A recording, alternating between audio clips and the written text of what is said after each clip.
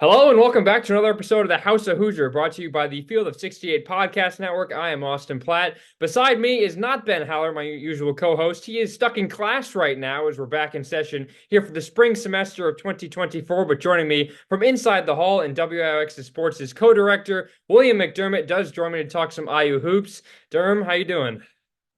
I'm doing good, Austin. It's good to see you, man. Happy to be on and talk about Indiana basketball as usual.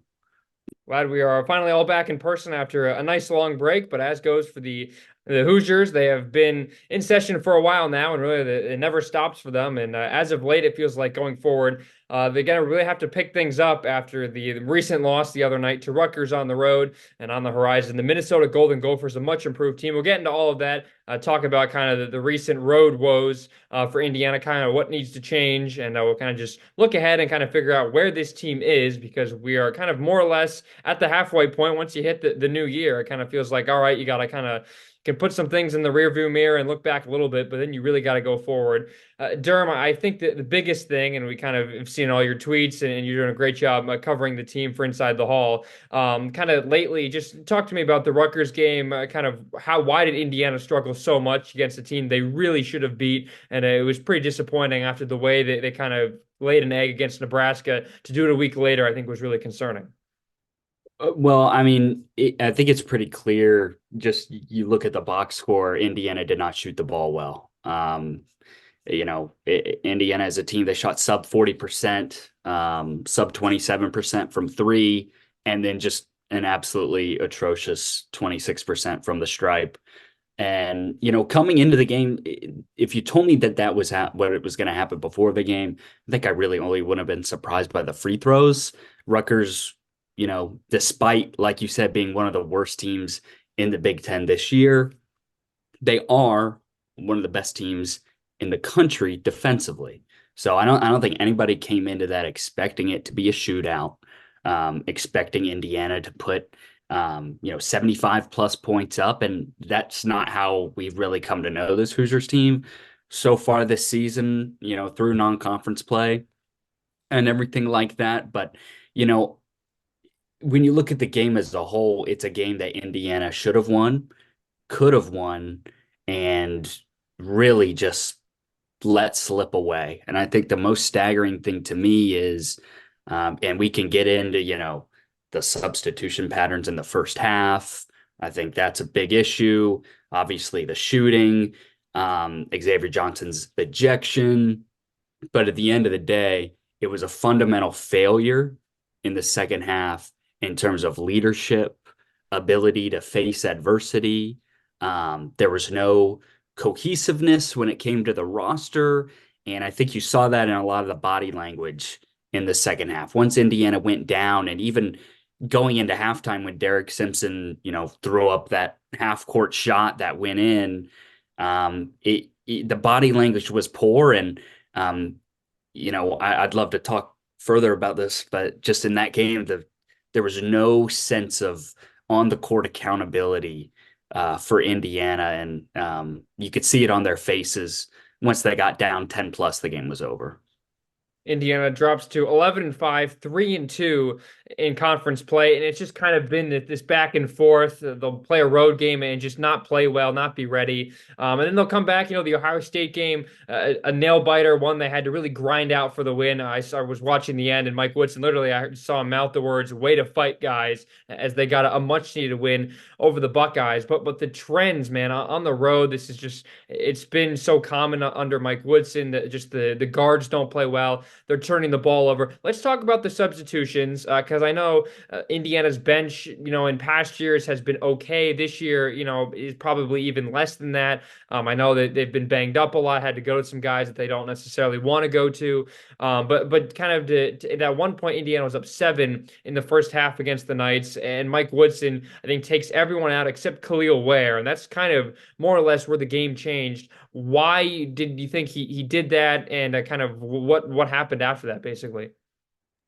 I mean, you look through the first, like you said, 8 minutes or so of the Rutgers game, and Indiana, they got behind early. But they battled back. The starting group kind of figured some things out offensively. Khalil Ware was doing a good job early, getting some tip ins, getting boards, doing the dirty stuff around the basket. And Mike Woodson, when he gets asked about it, he always says the same thing. He's like, "Well, I can't burn them for 40 minutes. I can't play them for 40 minutes."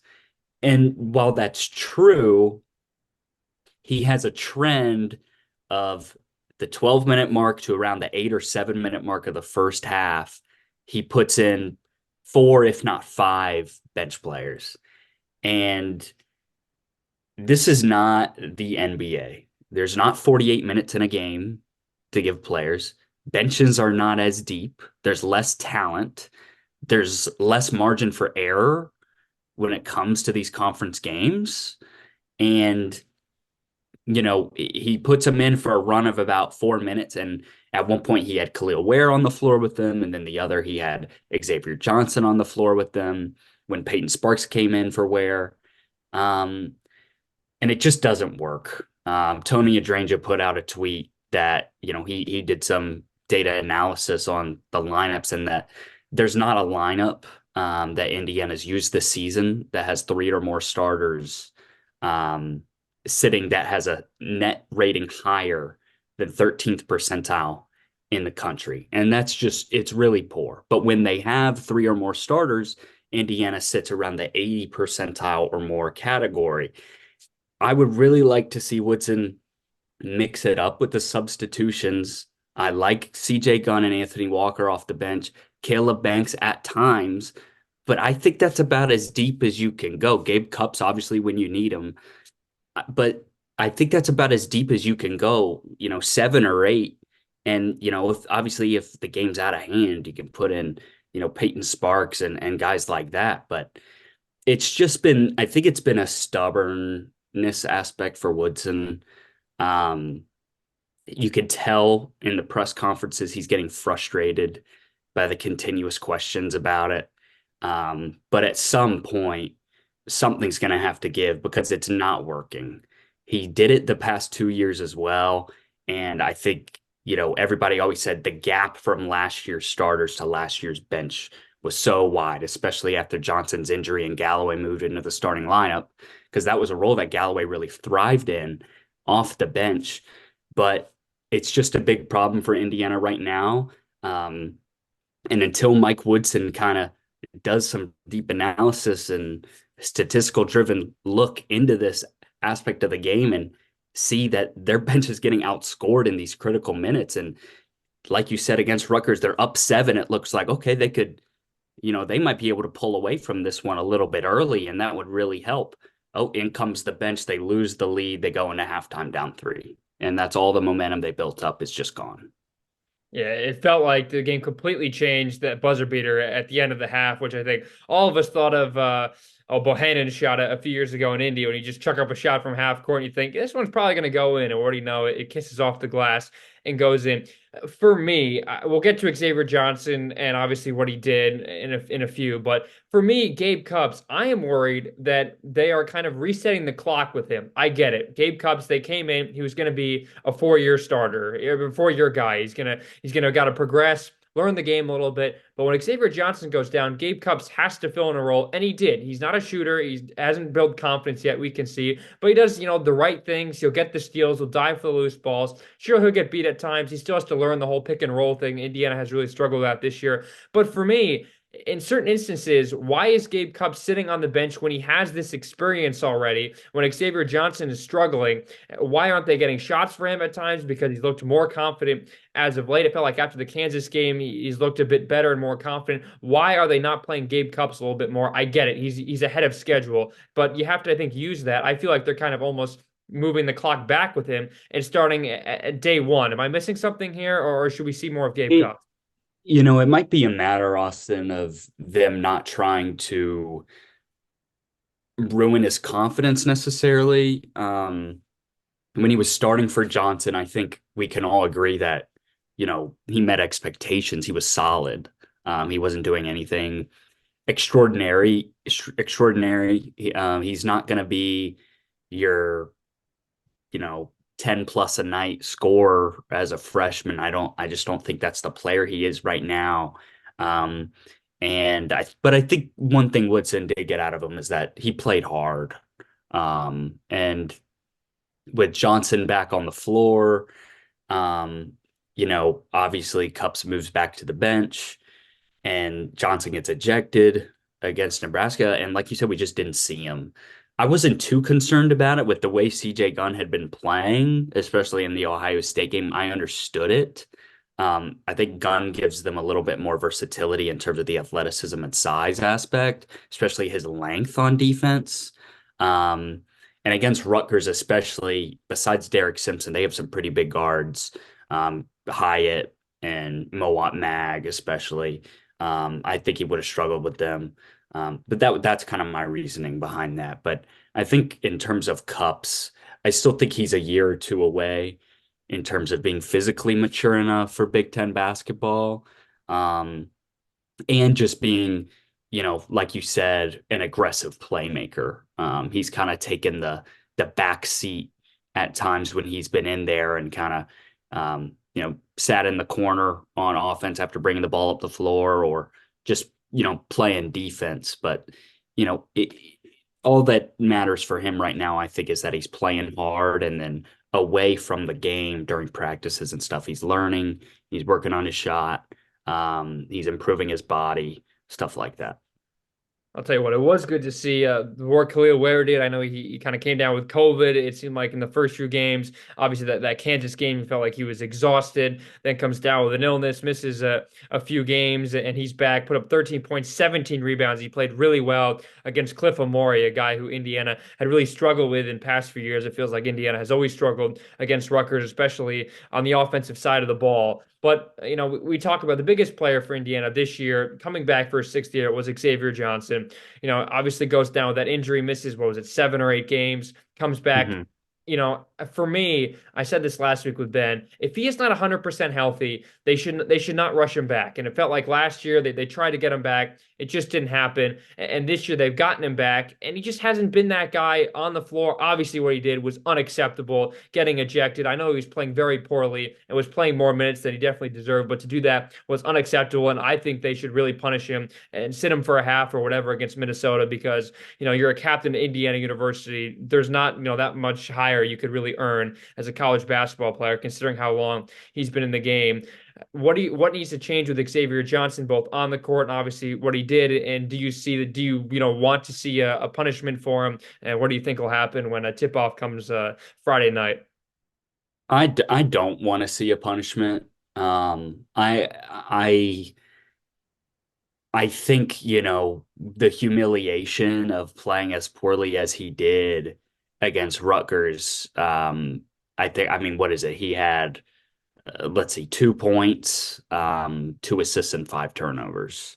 And then um, he has the hit below the belt, I guess you could say, and gets ejected. Um, I think the humiliation of that should be enough in itself as a punishment. I don't think he should have to sit a half or anything. But I think, you said it well. It's time for Indiana's captains to play and act like captains. And right now, Xavier Johnson and Trey Galloway are not doing that. And it's been the story of the season. It really has subpar guard play. It's been the story of the season. Xavier Johnson against Ohio State looks great. 18 points. He's making threes, getting to the basket, finding teammates, playing good defense. And then the very next game on the road, when it looks like, oh, okay, that Nebraska game was good for him to kind of get his feet wet. Obviously, it's going to take time after a month off from the injury. And then he just kind of, it feels like things just kind of blow up in his face. Um, this is the Xavier Johnson that we've come to know, though, over his college career. You take the good and the bad. Sometimes you get a lot of good. I think 2 years ago, that push Indiana made just to make the last four in and play in Dayton was because of him. If they didn't have him, they don't do that year.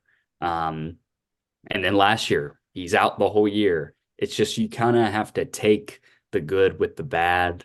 Um, but in terms of his leadership and his captaincy, like you said, there's really no place for that in terms of being a 6 year, 24-year-old point guard and trying to be a leader and set an example for your younger underclassmen teammates like Malik Renew, Gabe Cupps, Khalil Ware, CJ Gunn, who are getting a lot of minutes.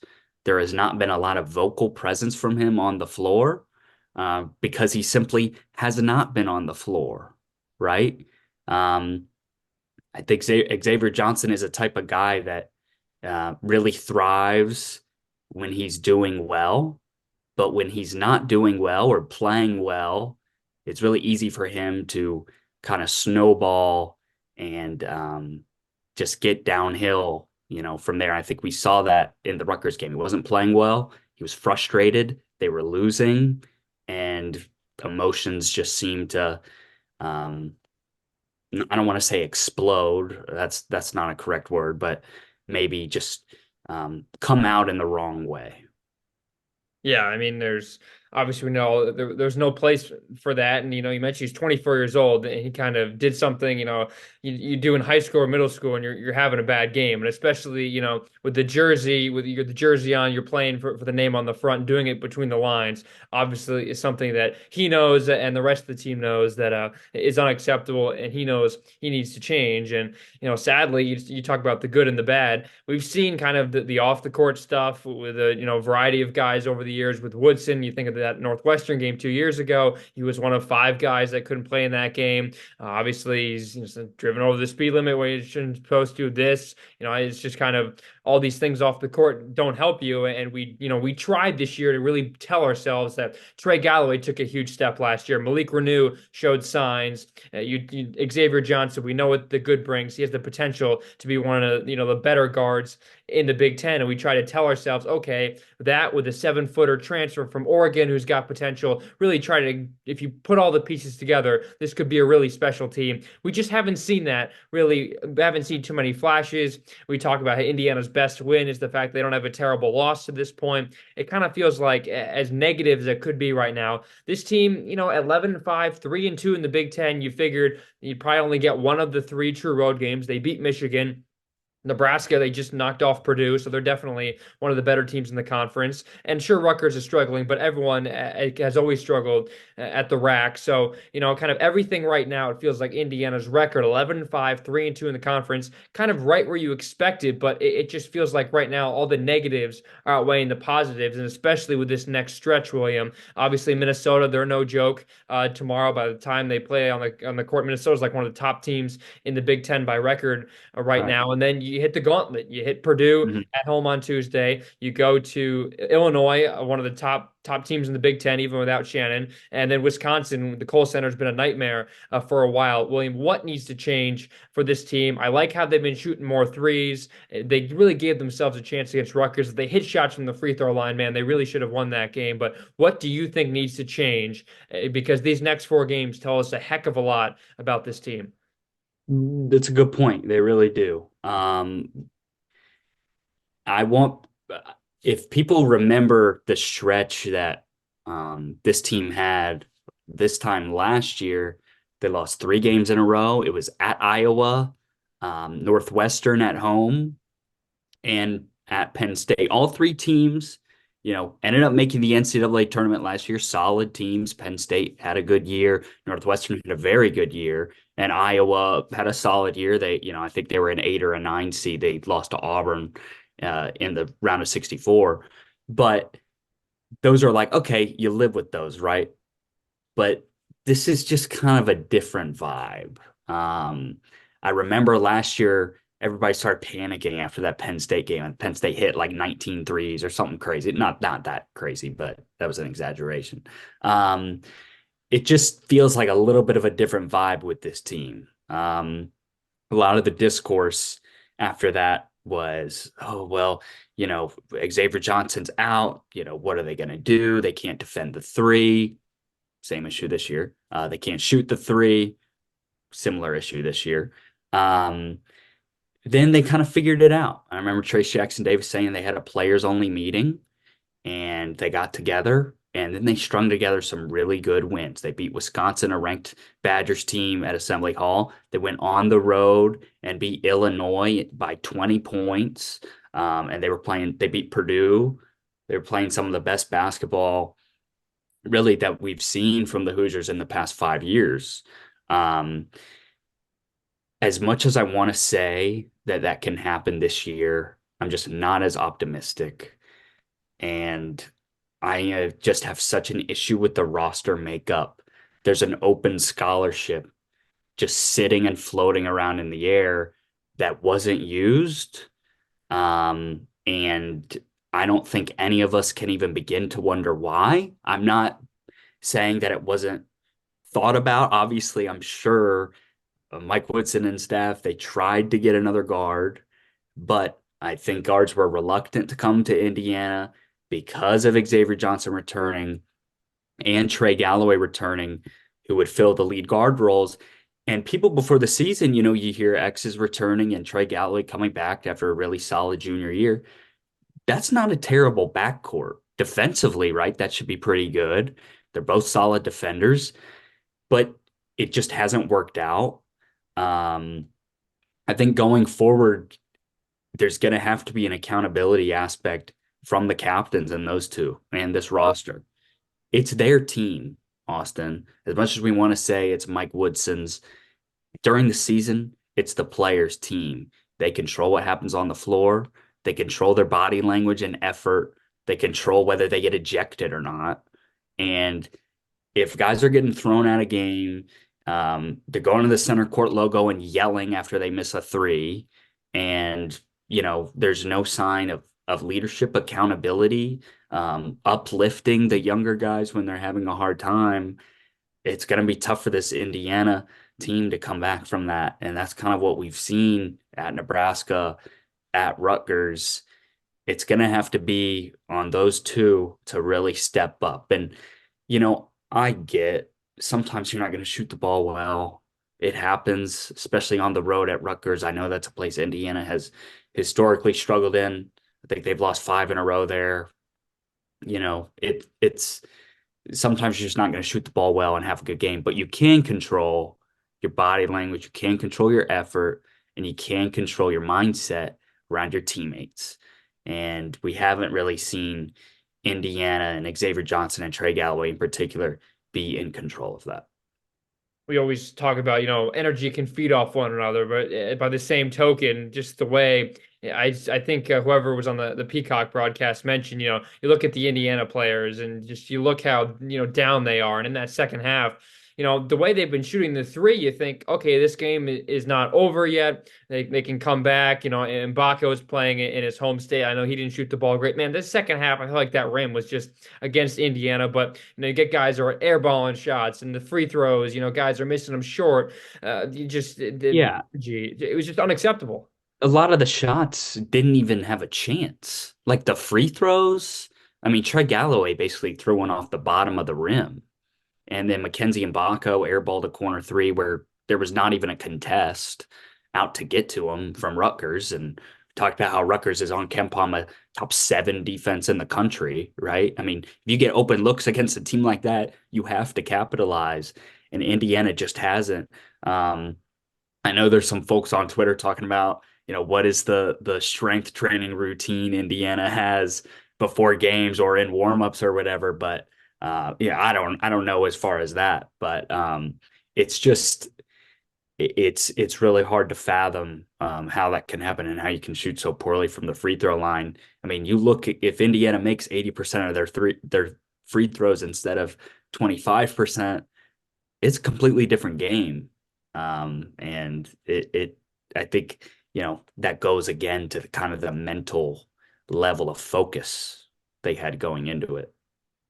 Just wasn't there. I don't know if they overlooked a team like Rutgers. We know Steve Peichel always brings out a solid defensive team, borderline tournament team the last few years. I know they made it a few years ago, Ron Harper and all those buzzer beaters that he hit. They've had some good teams and they're known for their defense. But I mean, it's just these guys, even opposing teams say, hey, a team like Indiana comes to our house. We don't feel like, we're the underdog. We feel like we can win. And Rutgers is favored by 4 darn points against Indiana. And I'm not one to look at spreads or anything like that, but it was like, man, this Rutgers team does not do well just offensively. And Indiana has been a solid defensive team, and it feels like they've been turning it around offensively with the 3-point shots. They've been better at selecting those. And I think Mike Woodson has understood that, all right, sometimes if Khalil Ware is having an off night, if he's not 100% and Malik Renew's not going to put up 25 every single night, we're going to need scoring from other guys. And Baco's taken a solid step forward. CJ Gunn, I really like the progression he's made on both sides of the floor. And Renew's been able to stay on the floor. He's been better because he's always been in foul trouble. But even with all of that, you just kind of throw up a stinker like this. And it's just, I think for me, there's no excuse to losing a game like that. And for me, that game right there, it kind of, for me, it's like, all right, this team, I feel like, I don't want to say lost. I was very pessimistic last year, William. You mentioned that 3-game losing streak. The sky was falling. They gave up 80 points to all three of those teams, and they looked pathetic. Trace wasn't healthy. Of course, they didn't have Xavier Johnson. Jalen was still kind of in a freshman mode. He hadn't figured it out yet. But this team just feels so much worse. It feels like, I don't know why that is, because 3-2 doesn't feel like a terrible record this Exactly. Yeah. with the home game tomorrow. As you guys know by now, we've partnered with BetMGM this season. We'll be using BetMGM lines to make all of our picks, and we'll have special offers for the listeners and the viewers of the Field of 68 each and every week of the college basketball season. We have a special offer that will be available starting on Tuesday, January 9th and running through Monday, February 12th, the morning after Super Bowl 58. If you haven't signed up for BetMGM yet, in honor of the big game, you can use the bonus code FIELD158 and you'll get $158 in free bets on your first wager with BetMGM, regardless of whether or not you win that first bet. Here's how you make it work. Download the BetMGM app. Sign up using the bonus code FIELD158. Deposit at least $5 and place your first wager on any game. You'll receive $158 in bonus bets, regardless of the outcome of your bet. Just make sure that you use that bonus code FIELD158 when you sign up. And remember, BetMGM is now available under one wallet in select states. As a New Jersey resident, this is super convenient when I have to go cover games in New York or Philly, which happens quite a bit. When you cross state borders, you just log into your existing account and fire away. You don't have to create separate accounts in each state. It's easy, it's simple, it's clean. And most importantly, we have some fun stuff coming up for the heart of the college basketball season. Bet insurance tokens, college hoops odd boosts, and my favorite, a nice juicy parlay boost. So download the BetMGM app and sign up today. Field 158. I think that team last year I think the veteran aspect of it really was underrated. Miller Kopp has the most Big Ten games played in a career out of anyone ever, right? Mm-hmm. I mean, think about that. That's crazy. Is from his time at Northwestern and then obviously the 2 years at Indiana. And Race Thompson was a 6-year guy who, despite injuries, had just been around basketball and made smart plays.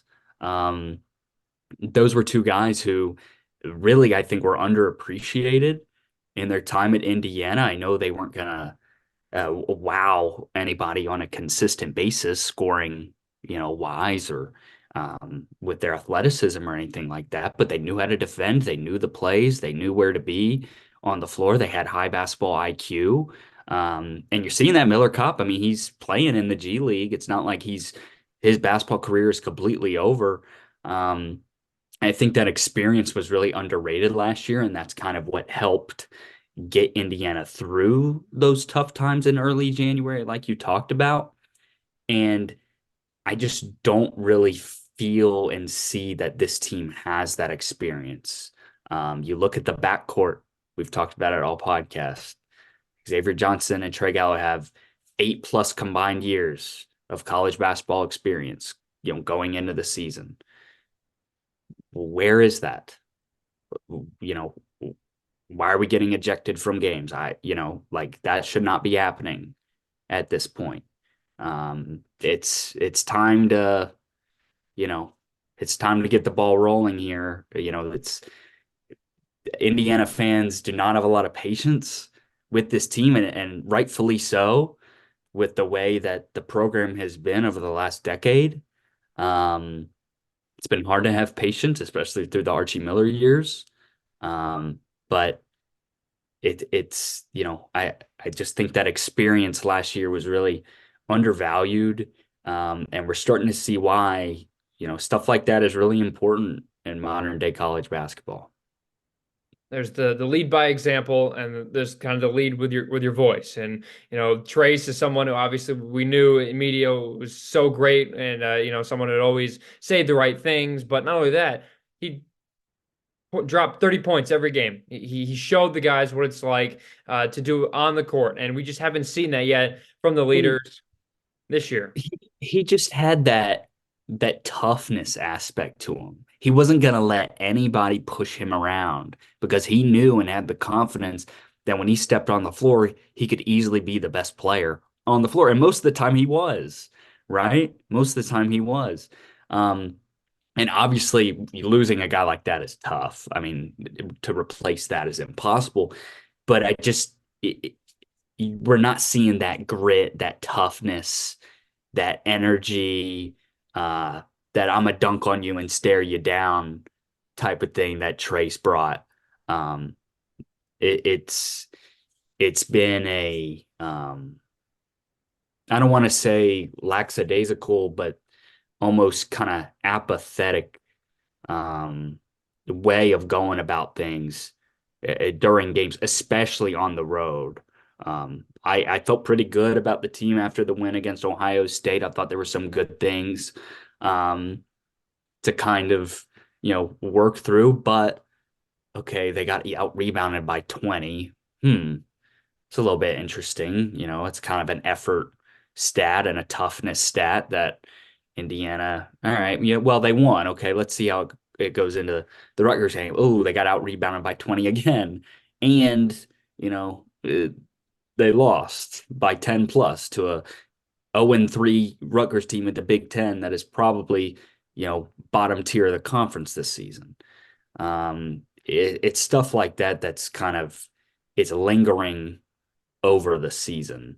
We can focus on the rotations, the substitutions, and the 3-point shooting and the 3-point defense. Obviously, those are all issues and have been issues and things that need to be discussed and talked about.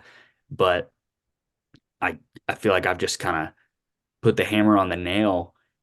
To me, it's just an effort and an attitude based thing right now. And it's concerning just the way this team has played on the road. And we figured going into this year, the Big Ten, non-conference play, Purdue was great. Purdue was awesome. Illinois was good. Michigan State was terrible. And everyone else was just kind of terrible to expectations. They just kind of fell into where everyone else was. And we figured the Big Ten this year, again, everyone beats up on each other. You figured home court would play a factor, but this is not an Indiana team that should be losing by 15 plus to Nebraska on the road. They should surely not be losing to this Rutgers team on the road. And considering what they really didn't do in the non-conference, and that's kind of show the committee that they are a good enough team and they can beat these mid majors and not have to worry about it. Everyone knew that going into conference play, this team is going to have to win a heck of a lot of more road games than they lose home games. Yeah. And we've only won one road game, Michigan, and Indiana's already lost, to Kansas, was sure not a conference team, but they And have to win more road games than they lose home games, and I just don't see that. it's almost like there's an expectation at home that, okay, well, we'll have the crowd. The crowd's going to bring the energy and it's Assembly Hall. It's going to be loud. It's going to be an awesome atmosphere. I think we kind of saw that against Ohio State and Kansas, that being able to propel them, through the adversity.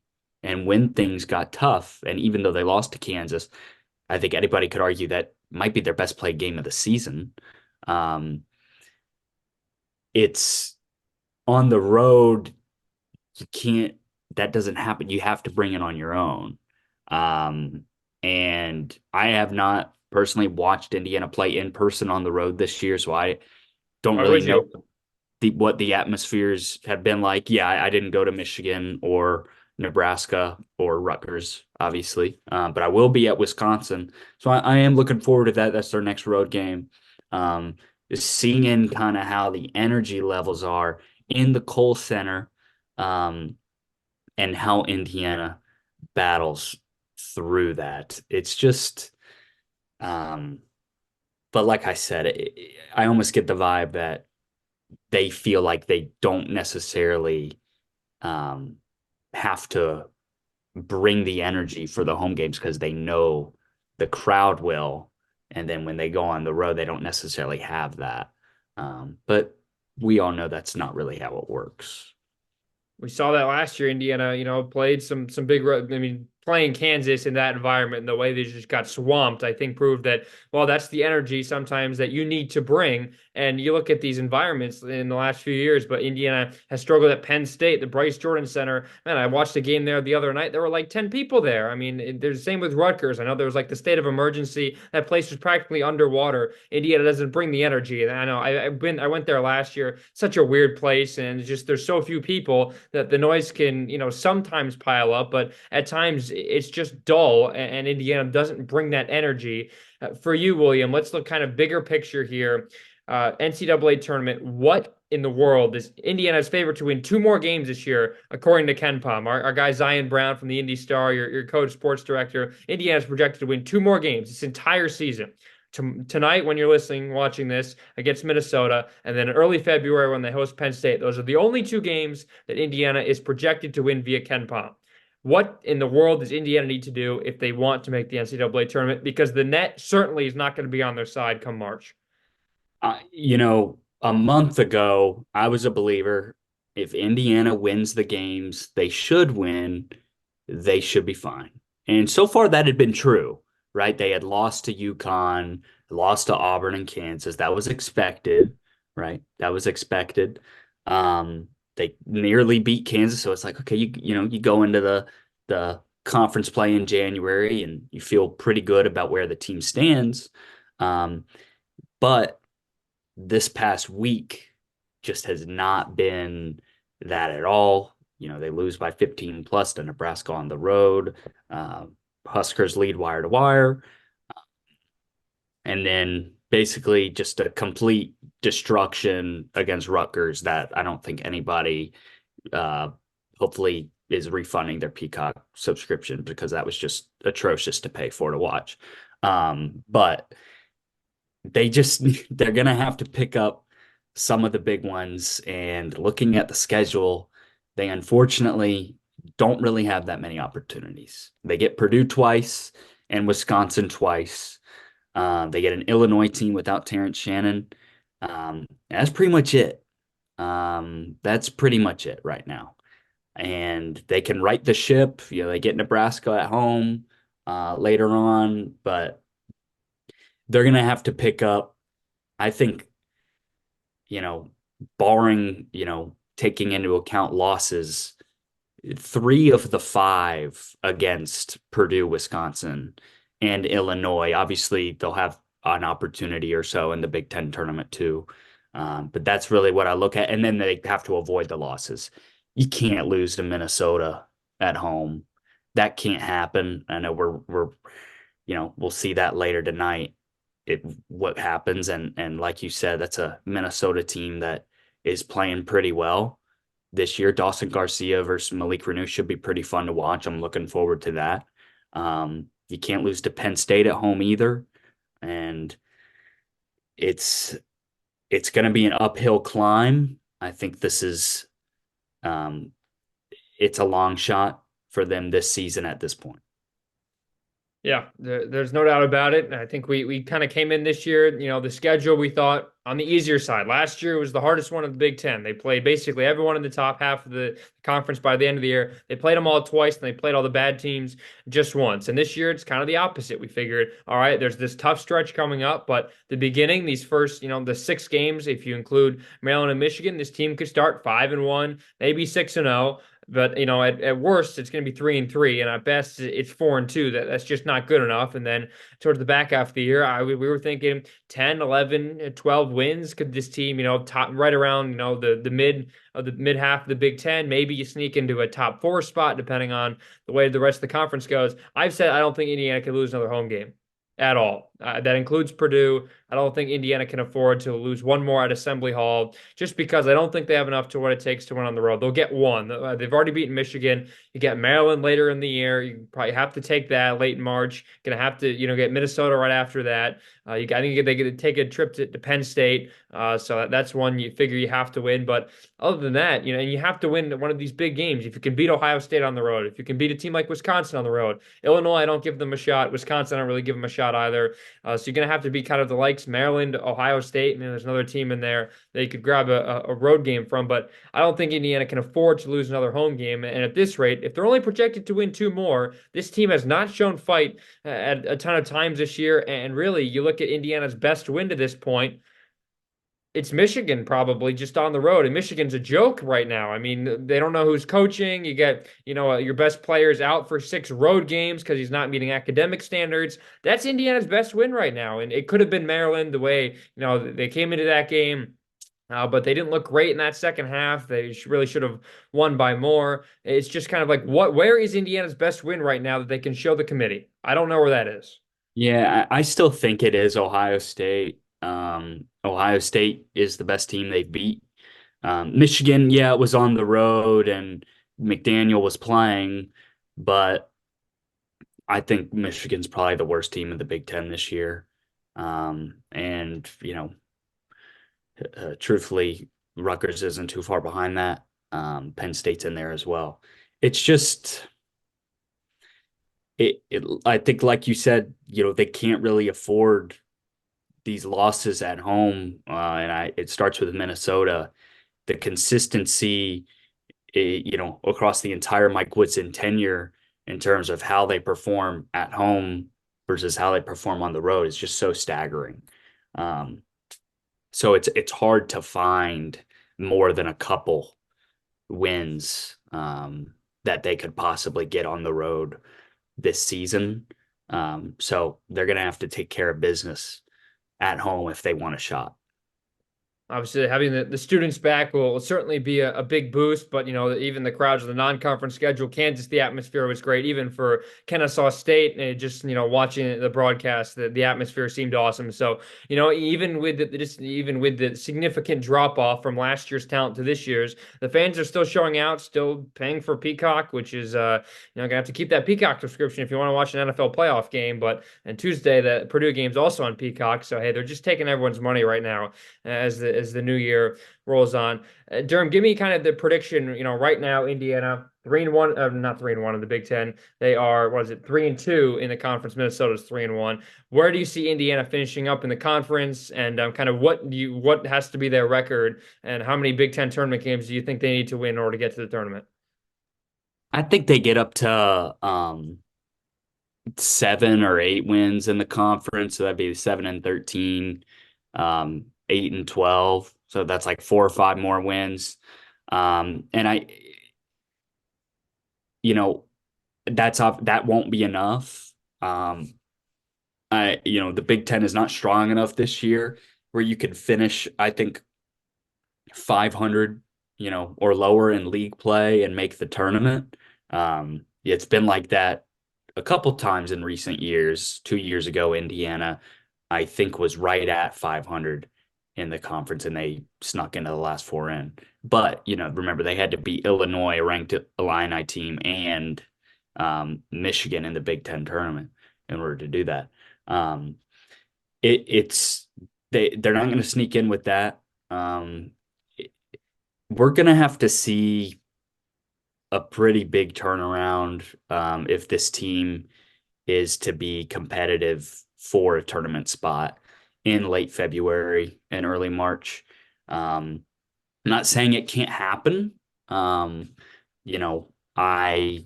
think that the talent that Indiana has gives them an advantage at times, especially in the front court.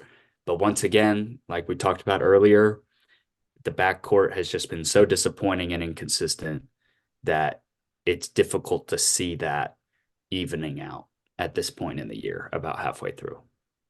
And now at this point, people have been calling for Mike Woodson, saying, he's never coached college before. The game is too far ahead of him. He didn't do enough in the transfer portal, which I know we're all saying, man, if they just had one more, wing and D, if they have one more of those guys, how much better could they be? At this point now, how much are you putting on this on Mike Woodson? We know, he was when he took the job, he was never going to be here for 10 years and have, a career like Bob Knight did or someone like that. But what needs to change with him, kind of the way he coaches, getting these guys ready for these road games? And are you one that kind of, thinks that Indiana will be better without him? I know Dusty May is just kind of waiting in the wings, kind of almost in the bullpen, essentially. I know what he's doing at FAU. Kind of where are you with Mike Woodson right now? Everyone's been, calling for him to make changes and whatnot, especially with what happened to X and how much Mike Woodson is playing him in games where he struggles. Where are you seeing Mike Woodson right now, and kind of how much more time you think he has left before things need to really change? He's definitely not on the hot seat. He Indiana, he snapped the tournament drought that Indiana had with Archie Miller his first year, and then they had a great season last year, 4 seed. I think if they don't run into that scorching hot Miami team, they probably go to the Sweet 16 against any of the other 5 seeds that were in the tournament last year. I think it was just a really tough matchup for Indiana. Obviously, that Miami team ended up going to the Final Four and losing to the eventual national champions in the UConn Huskies. I don't think Mike Woodson is in a bad spot right now. Bad seasons happen. The good thing about the portal era, Austin, is that you can get an entirely new roster next year if you want one. He's been recruiting very well. Liam McNeely is a good sign. I know they missed on Boogie Fland. Derek Queen is still yet to decide. It's looking like it's between Indiana and Maryland, though. And the longer that goes on, I think the better Mike Woodson and Indiana should feel about it in terms of him committing. So that's something, that is a positive for him. And I think there's no question that he's brought a lot of excitement back to the program where, Archie Miller kind of left it as people were just starting to, put their foot out the door on being a fan, and the apathy had set in. People care now, which was not necessarily true when he was the coach, especially the last couple years. I think I do have a few issues with just, I think the stubbornness and kind of the way he goes about things, like the substitutions, like the help defense on the dribble drive, which leads to the high 3-point percentage for other teams. He's been doing that since he was coaching the Knicks. I think that's just a staple that he doesn't want to move away from, and he's hesitant to. And I think the same goes with the substitutions. This is something that he's going to have to kind of learn through this season, and we'll see if he makes any changes with the substitutions. But I still think he's okay. I think if they get through, this rough season and, probably don't make the tournament, or maybe they somehow figure something out, obviously he'd be fine then.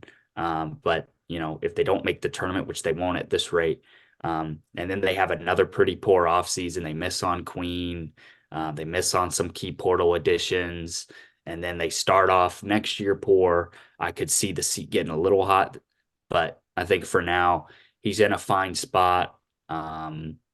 Like you said, nobody expected when Scott Dolson hired Mike Woodson that, he'd be here for 15 years in Bloomington, and number one, his age, I don't think that's possible. But being here for 15 years, lead Indiana to multiple Big Ten titles, NCAA Final Fours and titles. I don't think anybody necessarily expected that, but I think what Dolson was trying to do was, let's get some of the excitement back to the program. Let's make Indiana basketball competitive again. Let's make Indiana basketball something people care about again. And he's really accomplished at that in a short period of time. So I think the leash is long right now.